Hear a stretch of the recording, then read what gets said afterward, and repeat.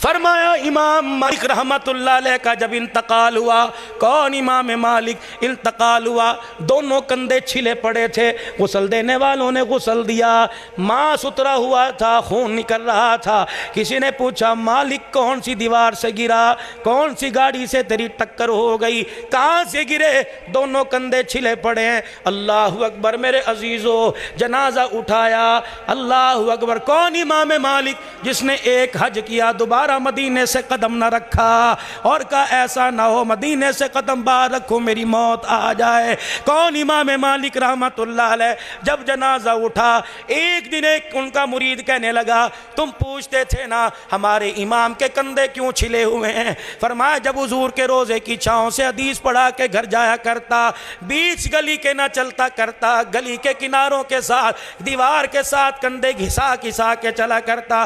کسی نے پوچھا مالک جگہ اتنی ساری ہے کہ ڈرتا ہوں اس جگہ پہ پاؤں نہ آ جائے جہاں آمنہ کے لال نے قدم رکھا۔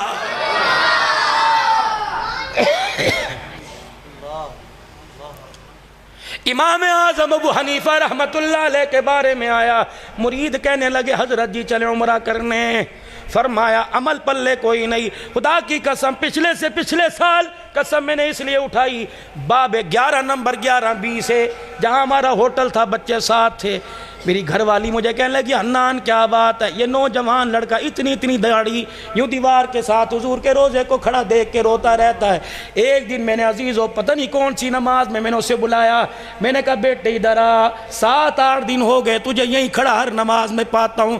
رو کے کہنے لگا کیا پوچھنا چاہتے ہو؟ میں نے کہا اندر کیوں نہیں جاتا، ریاض الجنہ موجود ہے، اندر کیوں نہیں جاتا، صفہ کا چبوترا موجود ہے، اندر کیوں نہیں جاتا، مواجہ شریف موجود ہے، اندر کیوں نہیں جاتا، باب السلام موجود ہے، اندر کیوں نہیں جاتا، باب رحمہ موجود ہے۔ خدا کی قسم پھوٹ پھوٹ کے کراچی کا لڑکا تھا، رونے لگ گیا، کہنے لگا مولانا گنبد خضرا کو دیکھتا ہوں، اپنی حیثیت دیکھتا ہوں، خدا کی قسم میں نے عمل ہی کوئی ایسا نہیں کیا کہ حضور کے سامنے جا کے کھڑا ہو جاؤں۔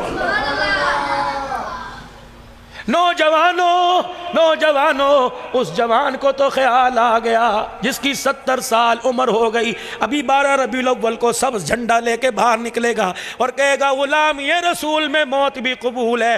اس کو تو خیال آ گیا، نبی کی سنت پر اس طرح چلاتے 70 سال کے بزرگ کو آج بھی خیال نہیں آیا ہے۔ آخری بات امام اعظم ابو حنیفہ رحمت اللہ علیہ مریدوں سے کہنے لگے میاں جاؤ تم کراؤ پھر چلیں گے۔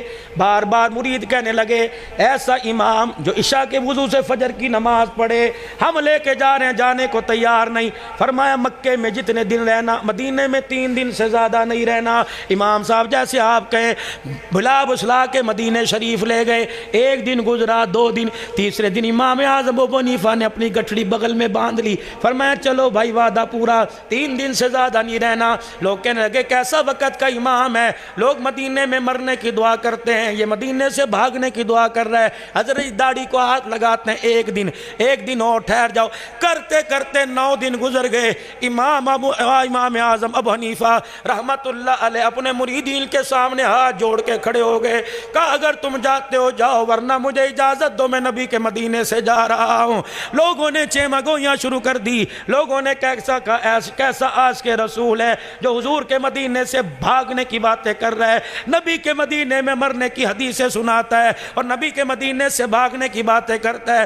امام اعظم ابو حنیفہ رحمت اللہ علیہ نے گنبد خضرا کی طرف اپنا چہرہ کر کے رونا شروع کر دیا، فرمایا عشق کی بات ہے، ادب کی بات ہے۔ اوے مریدو جب سے تم یہاں آئے ہو تم نے کھایا بھی، تم نے پیا بھی، تم سوئے بھی، تم جاگے بھی، تمہیں حاجت ہوئی تم نے پیشاب پخانہ کیا۔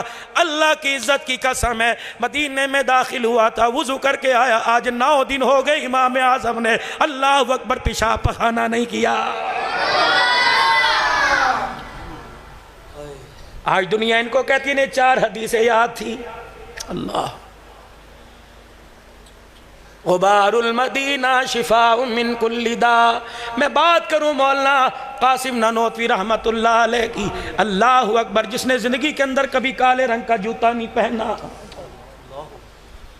میں بات کروں مولانا رشید احمد صاحب گنگوہی کی، میں بات کروں علماء دیوبند کے سیروں کی، کون ہے قاسم نانوتوی؟ آگرے سے خصہ ایک آدمی بنوا کے لایا، حضرت 300 کلومیٹر سے آیا، بیل گاڑی پہ آیا، خصہ پہنو۔ قاسم نانوتوی رحمت اللہ علیہ نے خصہ دیکھا، رونا شروع کر دیا، فرمایا میں نہیں پہنوں گا۔ کہ حضرت پہنتے کیوں نہیں؟ کہ اس کے نقش و نگار میں مجھے سبز رنگ نظر آ رہا ہے، یہ سبز رنگ حضور کے روزے کا ہے، پیر میں پہنوں میری ایمان کی غیرت گوارا نہیں کر رہی ہے۔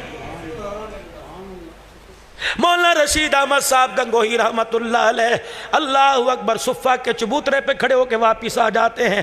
مرید کہنے لگے حضرت آگے جاتے کیوں نہیں؟ فرمایا عمل پلے کوئی نہیں، کیا لے کے جاؤ؟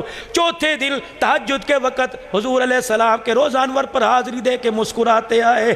مریدوں نے کہا حضرت کیا ہوا؟ فرمایا آج خود بلایا، میں نے سلام کیا، انہوں نے جواب دیا۔ ہونٹوں پر زبان کیوں پھیر رہے ہو؟ فرمایا سلام کا جواب دیا، انہوں نے آج اپنی انگلیوں سے مجھے شہد بھی چٹا دیا۔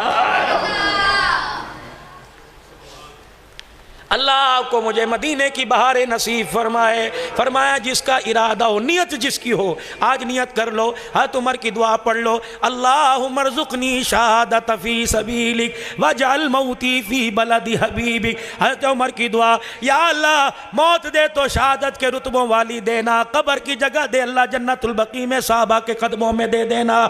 حضور نے فرمایا من استطاعت ان یموت بالمدینہ، فرمایا جس میں طاقت ہو کام کاج سارے فارغ کر کے میرے مدینے میں کونے میں آ کے ڈیرا لگا لے، کچھ ملے کھا لے، نہ ملے نہ کھائے، صبر سے بیٹھ جائے، میرے مدینے میں مرنے کی دعا کرے۔ جو میرے مدینے میں مر گیا اس کی قبر میرے روزے انور کے سامنے بن گئی، نحن من جاری، قیامت تک میں محمد کا پڑوسی بن گیا۔